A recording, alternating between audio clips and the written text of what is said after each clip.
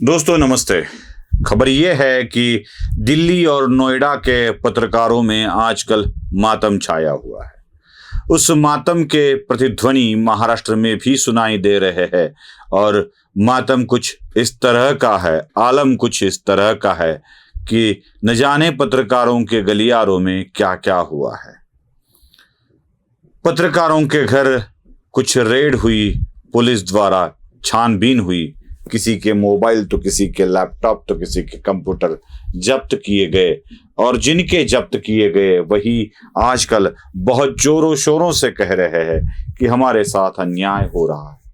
देखिए ना किस तरह से मोदी सरकार बर्ताव कर रही है और हमारे सारे के सारे स्वतंत्रता को खत्म कर दिया है। अब जब पत्रकारों पर रेड होती है तो ऐसा मातम होना स्वाभाविक है। दिल्ली से लगे उत्तर प्रदेश के ग्रेटर नोएडा में यह मातम आजकल बहुत ही जोरों से चल रहा है। नाम मैं गिना देता हूं। पहले यह खबर दिल्ली पुलिस लैंडेड ऐसा कह के ट्वीट कर दिया अभिसार शर्मा ने, और यही अभिसार शर्मा पत्रकारिता बंद कर अभी आजकल हमारी तरह ही यूट्यूब पर काम कर रहे हैं। यूट्यूब पर काम करना या किसी राजनीतिक दल को समर्थन करना कोई बुरी बात नहीं है। अब यह आजकल आम बात हो गई है। सभी लोग आजकल ऐसा कर रहे हैं, अपनी अपनी विचारधारा को चिपक कर बैठते हैं। सिर्फ अभिसार शर्मा ही नहीं बल्कि संजय राजौरा, भाषा सिंह, उर्मिलेश, प्रबीर पुरकायस्थ, सोहेल हाशमी और अभिसार शर्मा, इन पत्रकारों के घर रेड पड़ी है।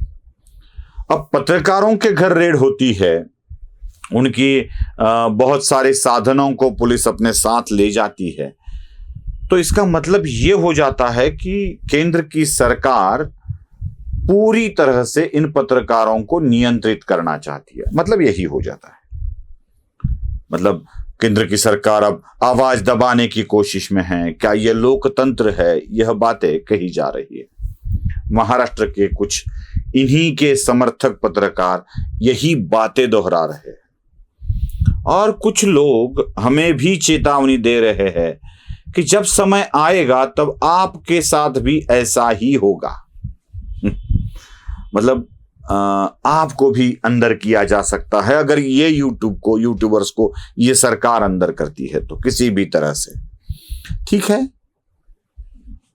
एक्सेप्ट कर लेते हैं ये सारी बातें, इस तरह का होता ही रहेगा, कोई किसी के साथ कोई किसी के साथ। लेकिन मुझे मैं क्यों जाऊंगा, हम लोग क्यों जाएंगे? बहुत सारे लोग हैं मेरे जैसे, बहुत सारे यूट्यूबर्स जो मेरी विचारधारा से अपनी समान विचारधारा रखते हैं। अगर हिंदी की ही बात करें तो आजकल बीमारी के कारण वीडियो न डालने वाले आपका अखबार वाले, या हमारे ओशियन नेटवर्क वाले ओंकार चौधरी जी, या अंजू पंकज जी, या कैपिटल टीवी, न जाने कितने नाम हैं जो मेरी तरह की हिंदी वाली विचारधारा रखते हैं। मराठी की अगर बात करें तो भाऊ तोरसेकर, प्रभाकर सूर्यवंशी, मैं, अनय, इतने बहुत सारे लोग हैं जो समान विचारधारा पर रखते हैं। शायद यह विचारधारा रखना अलग बात है और इन लोगों ने जो किया है वो अलग बात है। मैं वही बात आपको समझा रहा हूं।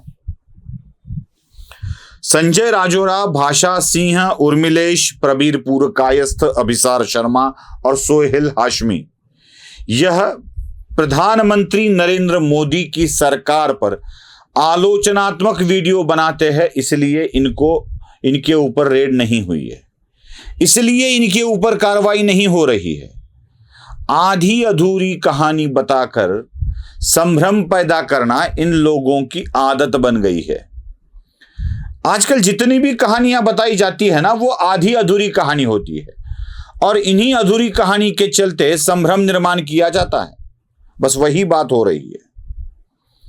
अगर केंद्र की सरकार हो या कोई भी सरकार हो, पत्रकारों को खबर के लिए अंदर ले जा रही है तो यह कहा जा सकता है कि यह पत्रकारिता पर हमला है। उदाहरण के तौर पर बता देता हूं किसे उदाहरण कहते हैं, खबर के लिए अंदर ले जाना किसको कहते हैं यह भी बता देता हूं। रिपब्लिक टीवी के अर्नब गोस्वामी को गिरफ्तार किया गया। गिरफ्तार क्यों किया गया?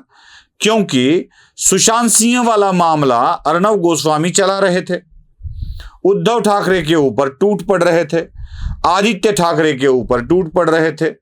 तो किसी भी तरह से अर्णव को अंदर डालना है, यह जानकर उद्धव ठाकरे की सरकार ने उनको फंसा दिया अन्वय नाइक वाले मामले में। अन्वय नाइक की पत्नी ने कंप्लेंट कर दी अर्णव के खिलाफ और ये अंदर चले गए। अन्वय नाइक के मौत के जिम्मेदार बताया गया। बाद में पता यह चलता है, जब किरीट सोमैया इसके ऊपर कार्रवाई करते हैं, कि उसी अन्वय नाइक की प्रॉपर्टी उद्धव ठाकरे रविंद्र वाइकर के साथ अपने परिवार में खरीद लेते हैं। पत्रकारिता का आवाज बंद करना इसे कहते हैं। पत्रकारिता का आवाज बंद करना और अपनी तरफ कर लेना किसे कहते हैं? एबीपी के राहुल कुलकर्णी को उनके गृह शहर धाराशिव, तब का उस्मानाबाद, वहां से उठाकर मुंबई ले आया जाता है और गिरफ्तार किया जाता है, क्योंकि राहुल कुलकर्णी ने वो खबर दिखाई थी जो लोग दिखाना नहीं चाहते थे। उस वक्त के गृह विभाग के प्रधान सचिव, जो बाद में पुणे के सीपी भी बने, अमिताभ गुप्ता ने कुछ लेटर दिया था और वो लेटर एचडीएफएल के वाधवान परिवार को खंडाला से महाबलेश्वर तक जाने का टिकट ही था कोरोना के काल में। उसको उजागर कर दिया तो राहुल कुलकर्णी को अंदर कह दिया। इसे कहते हैं खबर दिखाकर जो दुनिया के सामने सिस्टम को उजागर कर दे, उसकी आवाज बंद करना। अभिसार शर्मा, संजय राजौरा, भाषा सिंह, उर्मिलेश, सोहेल हशमी या प्रबीरपुर कायस्थ को गिरफ्तार करना, गिरफ्तार नहीं हुए हैं वो, उनके ऊपर कार्रवाई करना खबर को दबाना नहीं होता है। कई दिन पहले हमने एक मामला समझ लिया था, न्यूज क्लिक वाला। ये न्यूज क्लिक वाला मामला क्या था? तो न्यूज क्लिक यह एक ऑनलाइन पोर्टल था जो भारत में खबरें देने का काम करता था। खबरें भी कैसी? खबरें भी वह जो विदेशी ताकतों को देश में दिखाना अच्छा लगता है, या इस देश की अखंडता, सार्वभौमत्व को धक्का लगे, ऐसे खबरें देना। इस देश के अंदर हो रही अच्छी घटनाओं को बुरा दिखाना। और ये जो न्यूज क्लिक है, इसका फाइनेंसर कौन था? इसका फाइनेंसर था चीन। जो चीन के पैसे से भारत में हड़बड़ी पैदा करने वाला जो नेटवर्क था, वह था न्यूज क्लिक। और ये सारे के सारे पत्रकार न्यूज क्लिक से संबंध में थे। इनके साथ न्यूज क्लिक के क्या संबंध थे, यही दिखाने के लिए जब पता चलता है जांच एजेंसियों को, तब ऐसी रेड पड़ती है और तब जाके खबरें सामने आती है।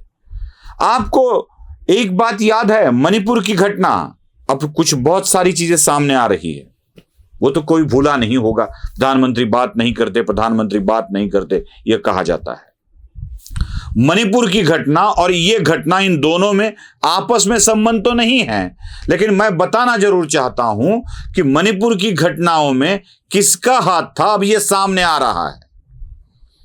कनाडा से फंडिंग लेके बर्मा और बांग्लादेश के रास्ते मणिपुर में आतंक मचाने वाले कनाडा के संबंध वाले थे, यह अब सामने आ रहा है। और जब एनआईए इसमें इंटर कर गया, जब एनआईए इसकी इंक्वायरी कर रहा है, तो बहुत सारे लोग अब बेनकाब हो रहे हैं।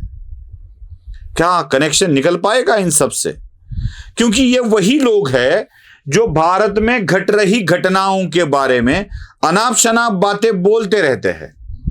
सरकार को बदनाम करने की कोशिश तो करते ही करते हैं, लेकिन सरकार की बदनामी के साथ विदेशी ताकतें जो भारत में कुछ हंगामा करना चाहती है, उनको भी साह्यभूत ठहरे, यही काम वो करते हैं। और इन्हीं के ऊपर ये रेड है।